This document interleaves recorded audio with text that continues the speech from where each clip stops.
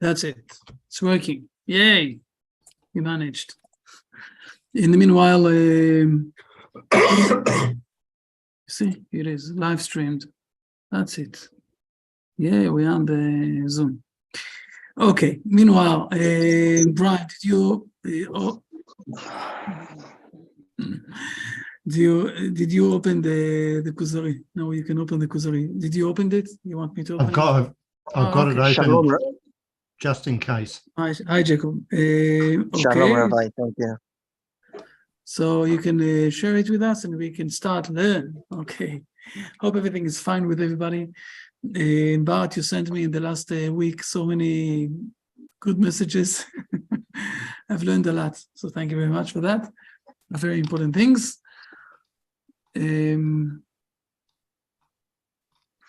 Excellent. Excellent. So last week we spoke about a very important thing, very important point.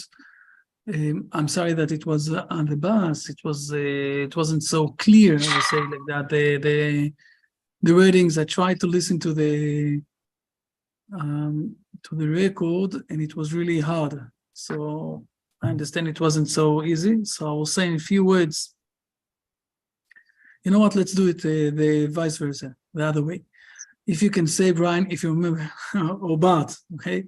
In 2 or 3 sentences, the main point that you took last week. I've lost it. Sorry, I forgot.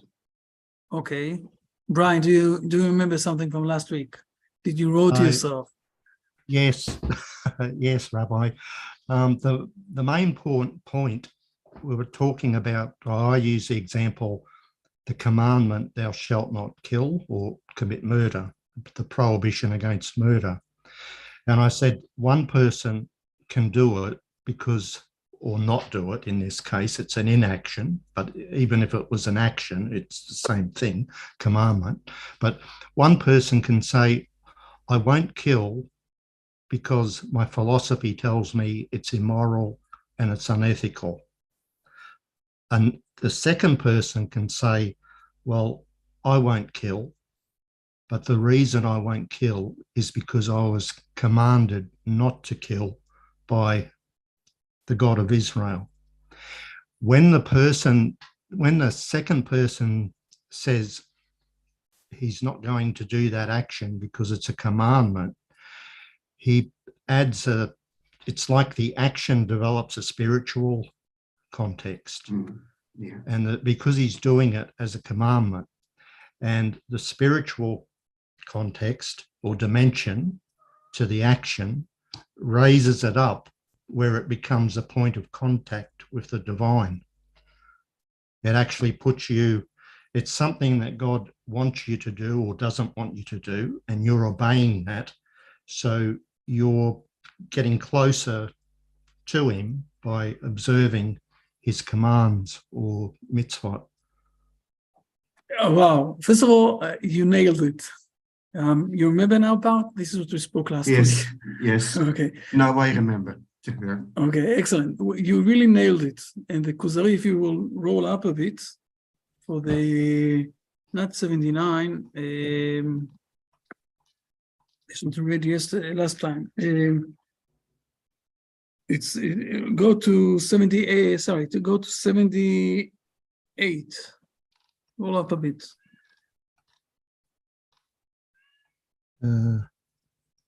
78 is the question. Yes. So before that, the sentence before that is closing. No, don't go to 77. Here are to be found the roots of faith as well as the unbelief. Yep. And you really explained the exact point of this sentence. Okay, it depends about the reason why I'm doing or not doing my actions. Because one of the most important things in the Hebrew tradition is the unify of everything. So also the human being is a one person with his thoughts, actions, ideas, words, whatever it is. Bless you. Everything is related together. Now, it's not only a question, it's not only the question what you are doing or not doing, whatever it is, it's things that you need to do or not to do, to keep from not doing. It's not only the question what you're doing in actions, it's also a question what exactly is the, I will say, the belief, the meaning that you're putting inside this action. And if this meaning that you're putting inside is related to ideas and philosophy and whatever it is of the human being that are very smart people, so it's one level. But if you're managing to get related with the infinite, with God, this is a different level. So it will be for those who are in a faith level or those who are in an unbelief level. And you can become a very smart secular person, and also a very honorable one that usually is doing in the right, behaving in the right way.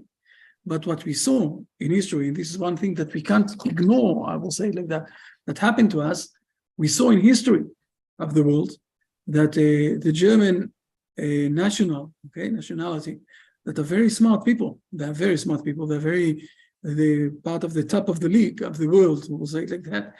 And they were sure that because they're very smart people, they won't be able to kill without any good reason. And we saw along history that they did it. So it's not a question of how you're behaving, it's more a question of what exactly is the meaning and the mindset that you put into this action. Is it related or it is connected with God, the infinite? So you're managing to bring your behavior to a level of the above time and above this world, or it's still under the circumstances of this world, under the understanding of this world, and then you as a secular person, an unbelief person who is behaving good. I'm not saying that everybody who doesn't believe in God is not behaving good. It might be that he will behave good. But the question is what will happen in the next generation, in the next generation after that, if you're taking out from your life this understanding of God here in this world. And you really said it in the exact wordings. With your permission, I'm going to take this part of the video and publish it, okay, Brian. And I will say that there are also smart people in Australia. It could happen that you have smart people in Australia. No, but this is exactly what we've learned last time, and excellent. Okay, now let's continue on. And as I said, we're diving inside to the real understanding of faith. Okay, how the Hebrew nation is running with the faith or is understanding faith. And I will only add one point. In the 78 or 79, when he's explaining a bit more, you can scroll it down, he's giving an example. And the example that he's giving is about a doctor who knows how to organize all the medicine against all sorts of illnesses that we have, while he's a young boy that is learning how to do that, okay, deciding one day to start to spread medicine without all of the knowledge of the doctor. Therefore, it might be that he won't really manage to assist people who are ill. And even if he will manage to assist to one person or to two people, okay, with all of the people that he's giving them the medicine without the knowledge. So we call this in Hebrew a fuchs. It's mistakenly he managed, but he's not doing this in a consistent, logic way, because he doesn't know all the details how to do that. And one of the things that I mentioned, why Rabbi Yehuda Levi is taking this as an example, this thing. And I answered that the medicine is doing a change in our body. When someone have an illness in his body, when he's taking a medicine, his body is being changed. The medicine is managing to change the body. And what Rabbi Yehuda Levi is hinting us, he could have taken other ideas, okay, other examples. I can give here other examples, okay? Let's go, for example, to something that is a modern example, okay? All the signs that we have in the traffic. Okay, we all know that there's a sign of a stop. It's global. It's not only in the Hebrew transporters, in the Hebrew driving. It's also in Australia. It's also in Belgium. It's also in everywhere in the world. Okay, but the sign of the stop, okay, is not changing me when I'm driving and I see suddenly stop. So I'm stopping the car because it's telling me, it's giving me a sign that this is what I need to do. But it's not changing me. I'm only, acting in a normal way, so I won't do an accident. Okay, so it's only hinting to me, or it's only telling me what to do, but it's not changing me. The medicine is something that is changing the person. And this is what Rabbi Yehuda Halevi is trying to tell us. Look, if you will do the actions that God is asking you to do, with the intention that God told you to do them, you will be able to get related with God and to be more in a spiritual level and get changed with yourself. The change will be that you're moving up to one level of spiritual, not like, I will say, others who are staying on the level of the disbelieving people, okay, what we call the secular world. You can look on the world in a secular way. You can look on the world in a much more profound way, through the eyes or through the relationship, through the connection with God. And this is where the mitzvot, the commandments, are changing us to a level that we're becoming partners with God. In the Hebrew, the word mitzvah is also the word partnership, seves. So you're getting related, you're getting partnership with God. So it's all on the level of the belief, or it's on the level of the unbelief people. It's much related to the question. Blessings. It's much related to the question of also your mindset and your will. Okay, where you're putting your will to those actions. And let's not forget, I will say another point that is very important to realize. Also, the animals are doing actions. What is the difference between the actions of the animals and the actions of human beings? The will, the intention that we're putting inside the action. This is why a person have the possibility of doing repentance, because he's changing his intention to this action that he did 2 years ago, 5 years ago, whatever it is. But now when he's changing his intention, his will inside to this thing, so it's managing to change also the aim of this thing. God is suddenly becoming partnership to this thing that he did 2 years, 5 years, 10 years ago. And when God is getting connected to this action, God can use this action for good. While if an animal won't have ever the possibility of having conscience inside his actions. This is one of the main differences. So this is where we can get changed. And this is why he's taking an example of drugs, okay, medicine that is changing the human being. And it's related 100% to the things that you said before, Brian. Okay, this is what we spoke last time. If we have questions, good. If not, we will continue on. Yes, Bart. Just a thought, does this work with wrong intentions as well in the negative way? Again, ask the I question, was thinking on magic, for instance, is doing actions with a wrong intention. It's not a magic. To do actions with the wrong intention, it's okay. It could happen. It's not a magic. It's something that you can do. But I will say it like that. There is a possibility of doing things with the wrong intention, okay? Or with a bad intention. Let's go to the bad intention. It's the same thing. The book of the Kuzari started. If you will jump to the first paragraph that we have, please. If you can jump to the beginning, paragraph number 1. Okay? It's in paragraph number 1, okay, I was asked to state, and I remember the Kuzari story, the Kuzari story. And To him came a dream. You see that? And it appeared as if an angel addressed him, saying, the way of thinking is indeed pleasing to the Creator, but not the way of action. Now, this sentence is being written down here in the beginning, in the first paragraph, 3 times. That you can have the right intention, but you don't have the right deeds. Okay? Mm. And this is exactly what you're asking me. Is there a possibility of doing an action that is not related with the deeds, an action that is not related with the thought, okay, with the thinking that you're doing, that you're matching. And this is where, if you're doing bad deeds with good intention, it's one thing. It's much better than doing bad things with bad intention.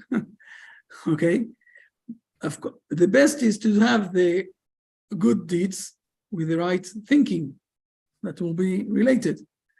God is using all of what's happening in this world to bring the world to the next stage. This is something that I said more than once, just like we have in the clock, okay? A lot of circling, how do you call it? Teeth cycles, right? They have the small teeth. And some of them are going to the other side. And this is the only way how we can bring the timing in the right time, because we have those who are going in the right side and those who are going in the other side. And the same thing, God is using everything, but he asked us in his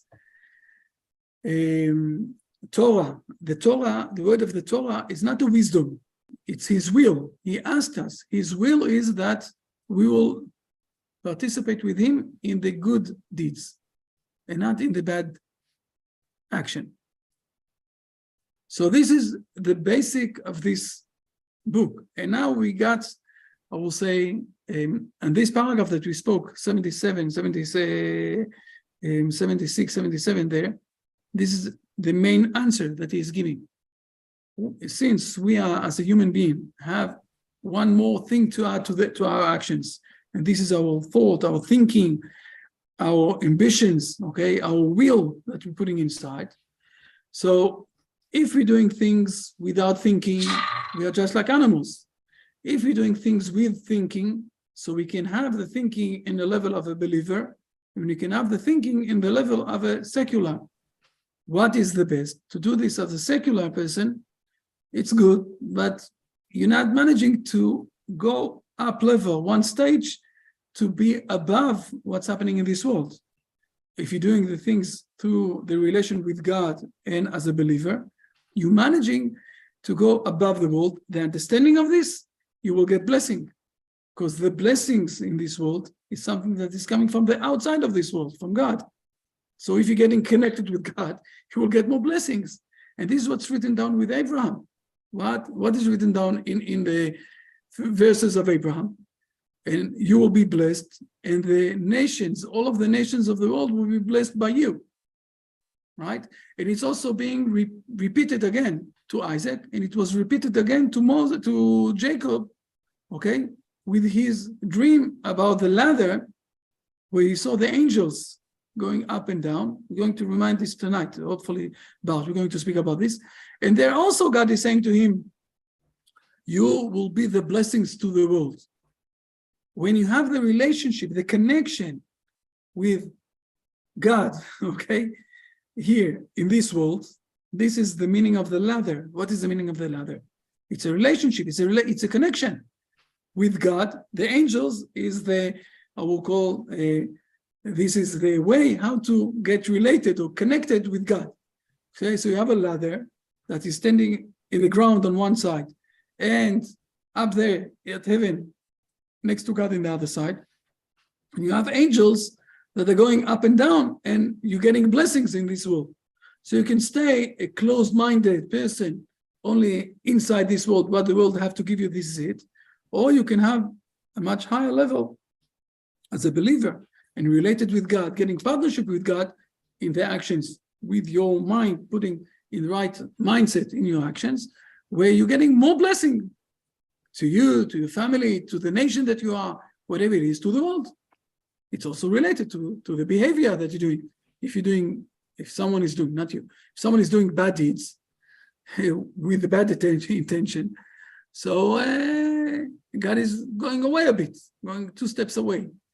He's not putting his presence inside a person like that. When someone is doing the good deeds with the relation with God, so God is putting his presence inside them. Okay, now it's clear. Okay, Yes, yes. it's one of the most I will say hardest paragraph in the Kuzari, to realize that this is a flip coin between the believers and an unbeliever. Okay, scroll back to 77, and we'll read this again, this sentence.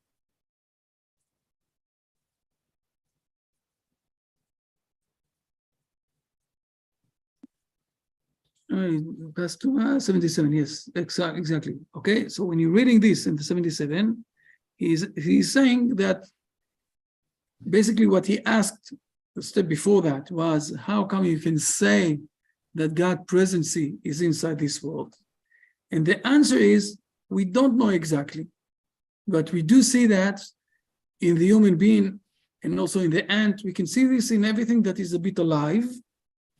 And don't be surprised, he's saying, because this is how it's working. The secular world is calling this nature, when they're not explaining too much. They're not explaining too much what is exactly this word nature. Okay, but they're saying, everything is working, and we spoke about this. Everything is working in this world in the right way, but there is no meaning for that. Okay, it's like laws without any meanings, and this is where we have a bit of a disharmony, because we're looking for meaning for everything that we are doing. Suddenly the world is doing things without any meaning. It appeared by itself, whatever it is, you will say it, okay? It have the law of gravity without any explanation why this law is coming. So we have a bit of disharmony with ourselves. And he's finalizing this word, whether to be the found, the roots of faith, as well as the unbelief. You can be on this way.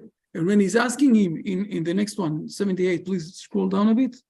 In 78, he's asking him, how could this be possible? Okay, those two. The answer is from the doctor who is giving medicine, knows exactly what is the medicine for each illness. This is God who created this world, and he knows exactly how to organize, okay, to build up all the illnesses that we have and how to get related with him. He's giving us the script how to get related with him, to be partnership with him, while someone else is taking and saying, I know how to do this by myself, and he's starting to spread over all sorts of medicines that are not working usually. Sometimes it's working, but it's only, something accidentally it's working, not because he really knows how to get related with God. And this will be the difference between a believer and an unbelief that we spoke about. And if you do the right things, just like the medicine is changing yourself, your body, so doing the mitzvot, the commandments, and getting related with God is changing you, managing to change you to a pure level, to a much higher level. Okay, those are the things that we've learned last week. I just said them again because last week I didn't, when I spoke, okay, we had a lot of noise around with all of the, what do you call it, with all of the bus that I was traveling. Here I am sitting down so we can continue on. Questions till now, or everything is fine? If everything is fine, we'll continue on. I'm feeling that I'm speaking too much, so let's continue on. Now we're going to read. Please. Now we're starting, let's go to number 80. Okay, let's scroll down. 80. Too much, not too much. Okay. From 80, okay, it's now we have a long subject with a few, I will call it issues inside. The main part of this subject is the question of nature and miracles. Okay, nature and miracles. This is the main thing. It's starting in number 18, and it's finishing in number, I will tell you where.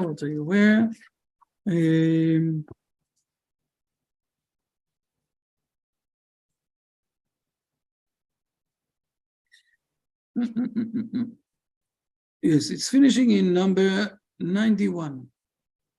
Okay, so it's a long one. 80 till 91, we won't be able to read all of this today. And it's also very long paragraphs, and we need to understand exactly what he's doing there. But the main issue is a question between nature and miracles. But it's continuing on. It's going on with a very deep understanding about the difference, the main difference between the Hebrew faith, what we call today Judaism. It's not Judaism, it's the Hebrew faith, okay? And I'll say a word in a moment. And the rest of all the faiths that there are, all the other faith that there is in this world. And here you will find also the foundation why we don't believe in the Noahide World Center. But we're not the only one, but we are saying this loud and clear, why we don't believe too much about interfaith discussions. Because the Hebrew nation is something different. It's a different level. Now, I will say, how do you call it, bricklets? You know, that you're saying something outside the context, but it's important point, but it's not the main root of things, right? You're saying bricklets like that. Today, we call this Judaism. Now, the reason why we call this Judaism is because 100 years before the first exile, we're speaking about 700 years before the counting time, BCE, okay? Before counting era. 100 years before the Judah went to an exile, it's written down in the King's book, second book. So the Israelites part of the Hebrew nation went to an exile. 10 tribes went to an exile. Only 100 years after that, the Judah, who had also Benjamin with them, and the Judah tribe went to an exile. And there they called them Judah people. Judah is Jewish, okay? And they came back from the exile and they restored this Judah kingdom again.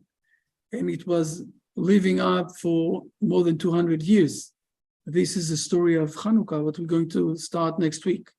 Hanukkah is the celebration that we're going to have next week. And for more than 200 years, Judah had a kingdom. If I will be precise, it was 206 years, okay? Judah had a kingdom. And then they went to another exile, a long one, for 2,000 years, almost 1,900 years, a bit more than that, all over the world, mainly in Europe and the United States and in Africa, okay, mainly in those places. But those were the Judah part of the Israelite people who went to an exile. Now, also the Israelite people and Judah, we are all from the Hebrew nation. So the truth is that we are Hebrew people. We are not Jewish people. Jewish is only part of the Israelite country, family, nation, whatever it is. When God is speaking with Abraham and he's promising him that he will become to a big nation, he's speaking about the Hebrew nation. And you can find a very interesting verse. I'm going to share the screen for a moment, okay? Let me find it. Keep this place because we're going to go back to this. I'm going to share the screen. I'm going to show you something very, very simple, but very, to nail it. If you go to Genesis, okay, and we all know the story about Joseph that was being thrown to the hole and was sold to the Egyptians, and he was there inside also in the jail, right? And suddenly,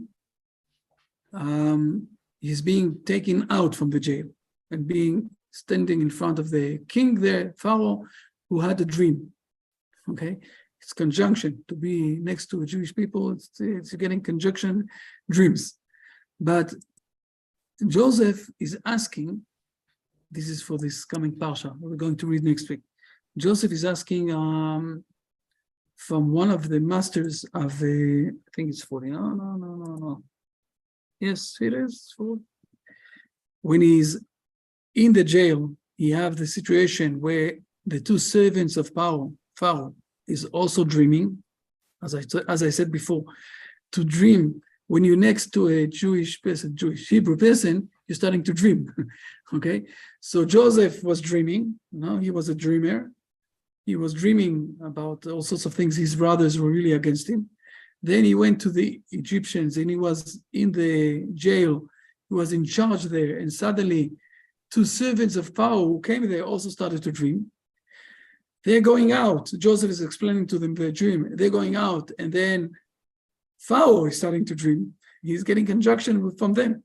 Okay, we need to understand that dreaming is something that is giving food for the soul. Okay, what is my dream? I have a dream. Okay, so both of them were dreamed. Okay, dreamed a dream. Okay, both the servants, and then look, for example, what exactly is Joseph is saying to them exactly the explanation of the dream. And then he's saying to him, please read verse number 14. I've still got the share. How do I get rid of it, Rabbi? Close stop share. Stop share. And now you see my screen? Bart, you see my screen with the Yes. Genesis? Yes, I got it. Okay, so please read verse number 14. 14. But remember me when things go well with you, and please do me a favor and mention me to Pharaoh, and you will get me out of this house. He's already for 17 years, he's a bit, down and everything else. But he's saying to him something very important here. Please read verse 15. 15. For I was stolen from the land of the Hebrews, and here too I have done nothing, for which they have put me into the dungeon. Okay. So from where exactly I was stolen? The land of the Hebrews. Everybody knows, the servant of Pharaoh and Pharaoh himself, that when Joseph is saying the land of the Hebrews, he's speaking about where? Israel. He's speaking about Canaan. Yes, the place of Israel. Okay, the Israeli states. Everybody knows this is the place of the Hebrews. So Joseph is describing himself as one of the Hebrew nation. You see, this is the main thing. Abraham, Isaac, and Jacob, when they're getting promises that they're going to bless the world as the Hebrew nation. And what we're learning now in the Kuzari is the Hebrew roots of the world. And now we came to the stage where we're going to speak about the difference between miracles and nature and the roots of the Hebrew faith. Now, after we explain a lot of things, let's learn the roots of the Hebrew faith. I'm closing the share and you put up the share, please.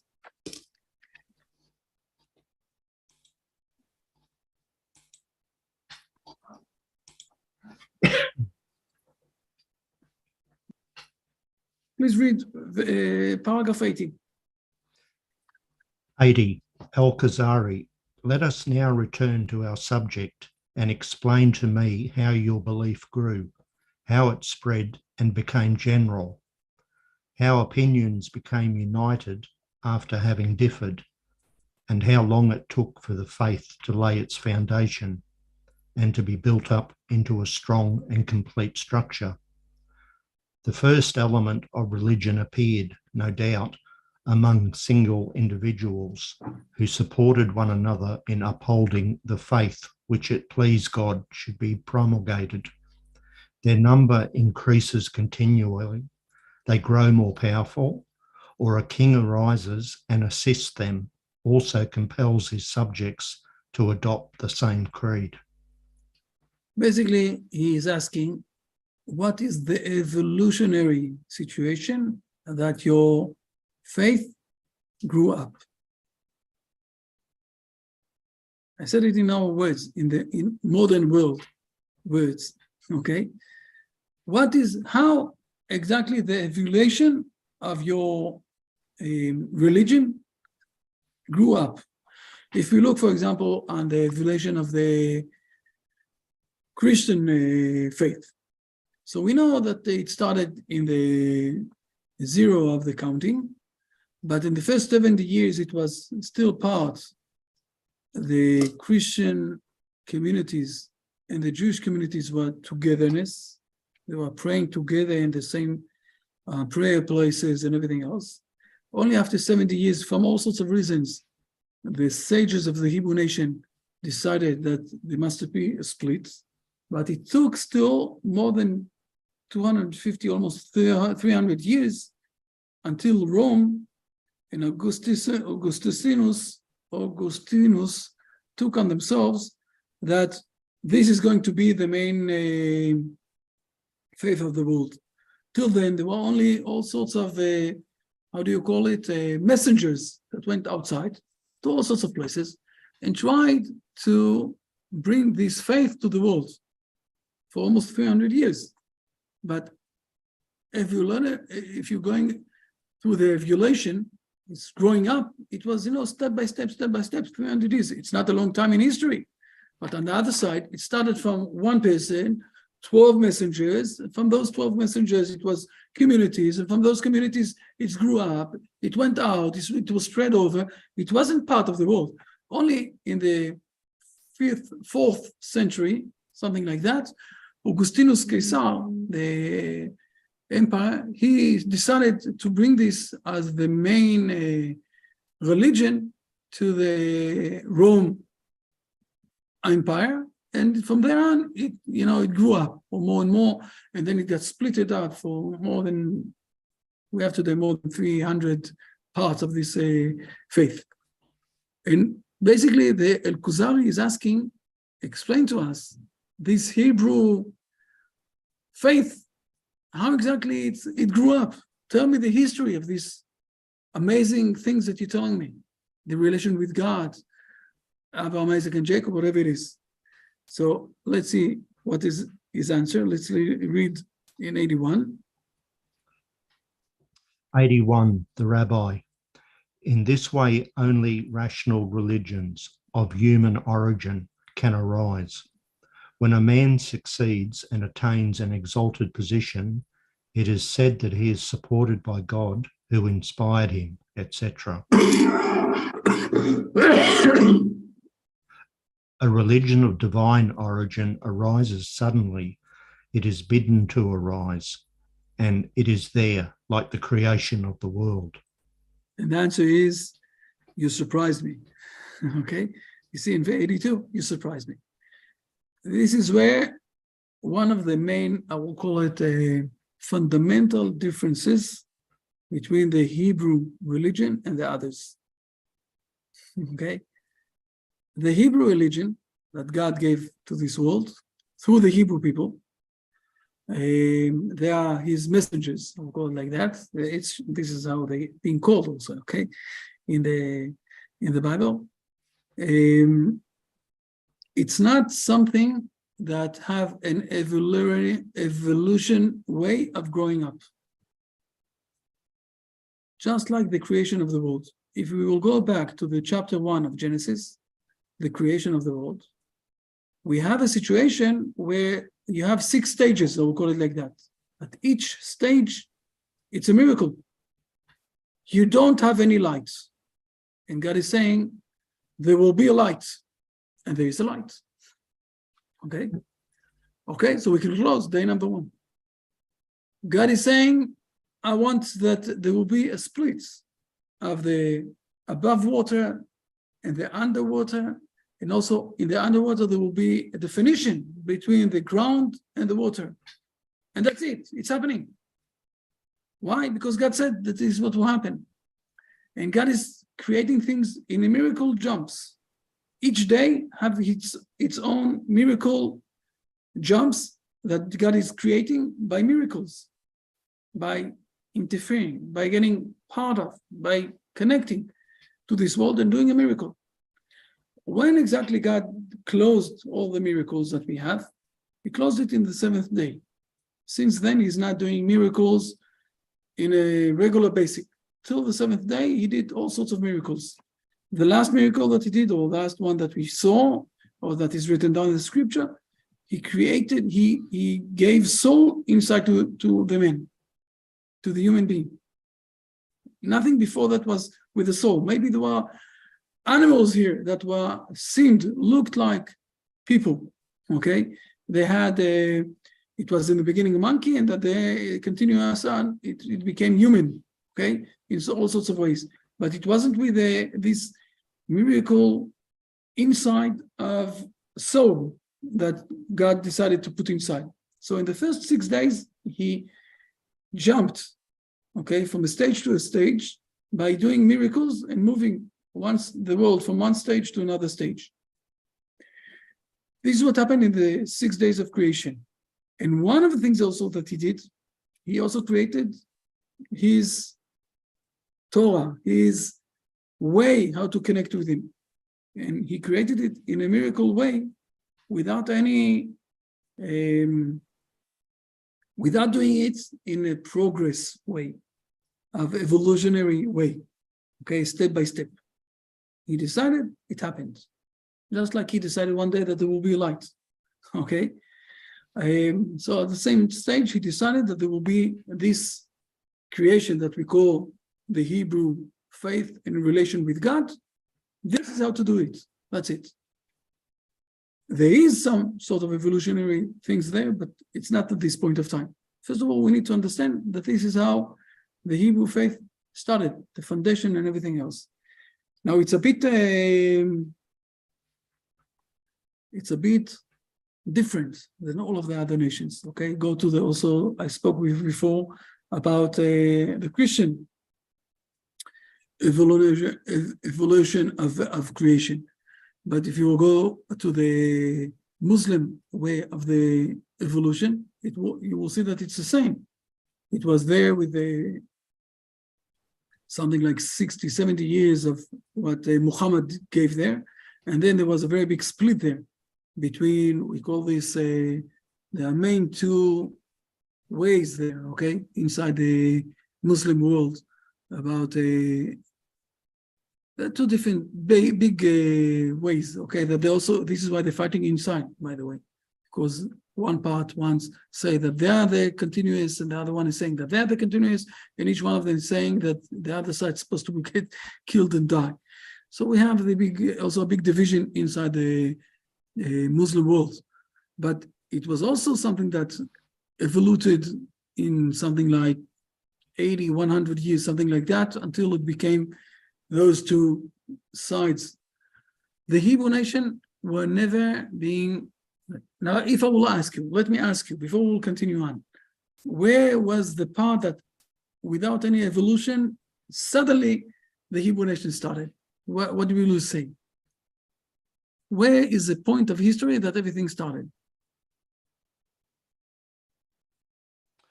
Maybe I could have two answers because I'm not sure which one's correct. The first one that I would think of is with the revelation to Abraham. It's the first one. The second one is the revelation at Mount Sinai.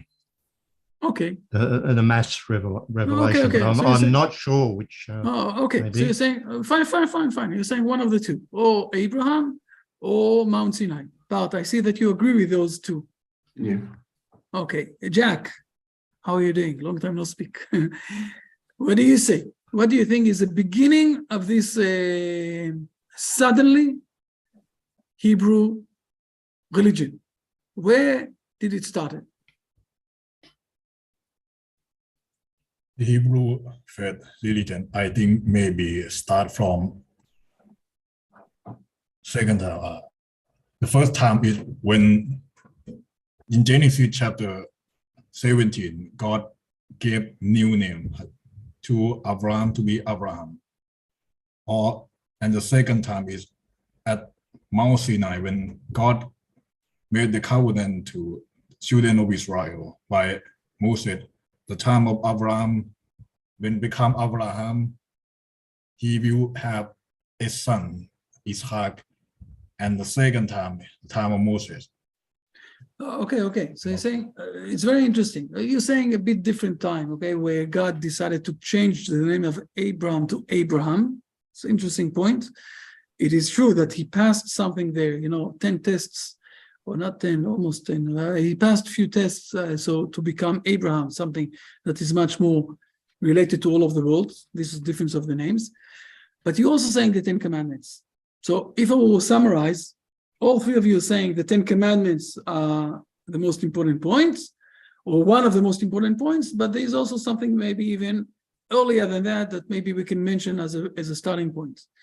Let's read for point 83, please. No, we're not going to read all of this. Because we also have a problem with the time, with my time. But let's start to read it. I will stop you.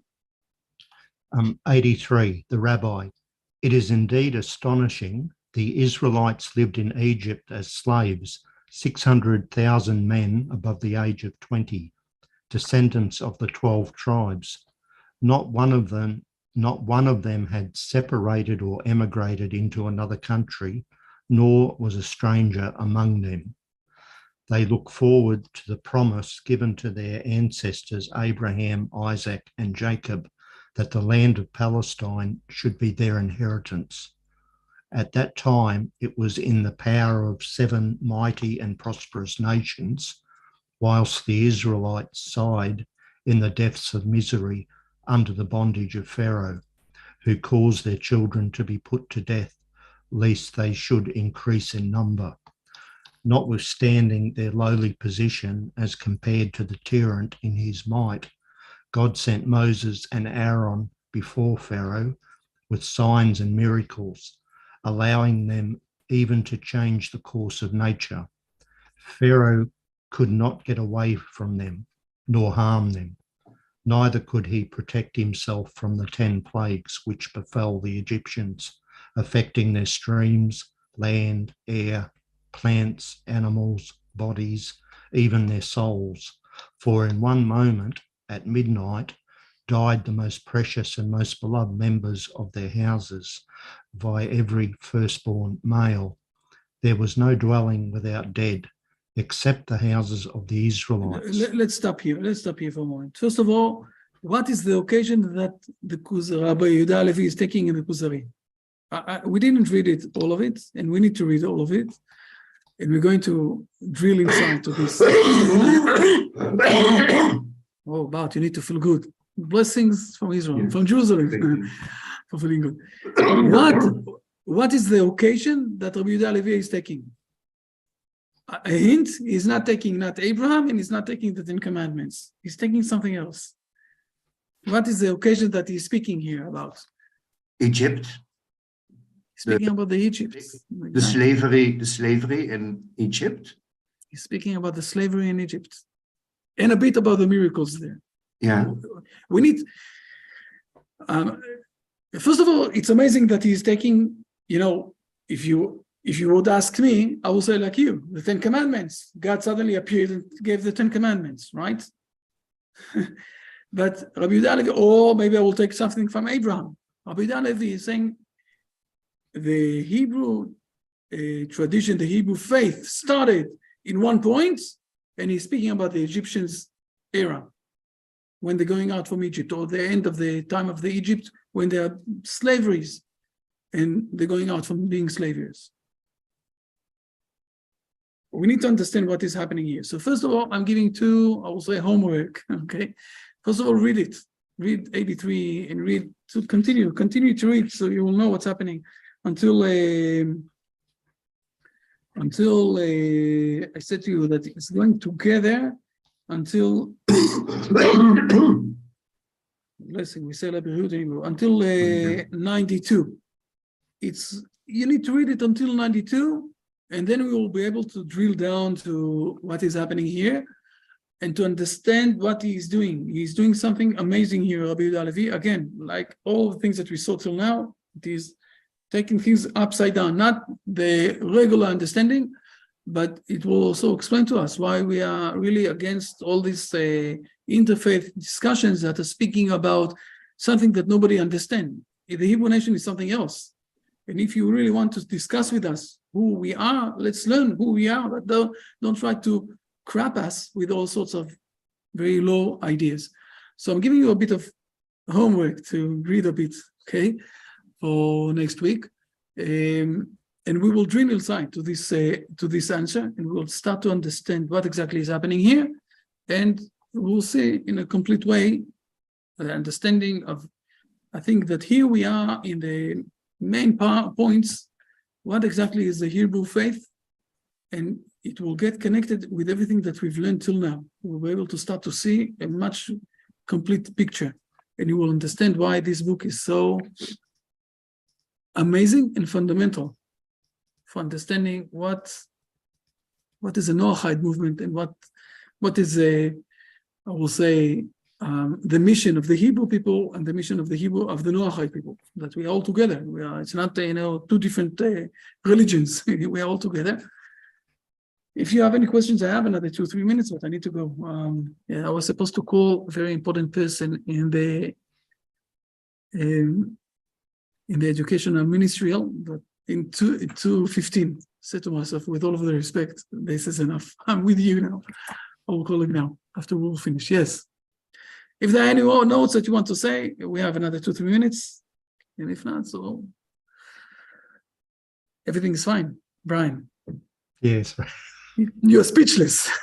I'm speechless. Fair enough. Fair enough. Bart, feel good. I think I feel that you're not feeling so good. Yes.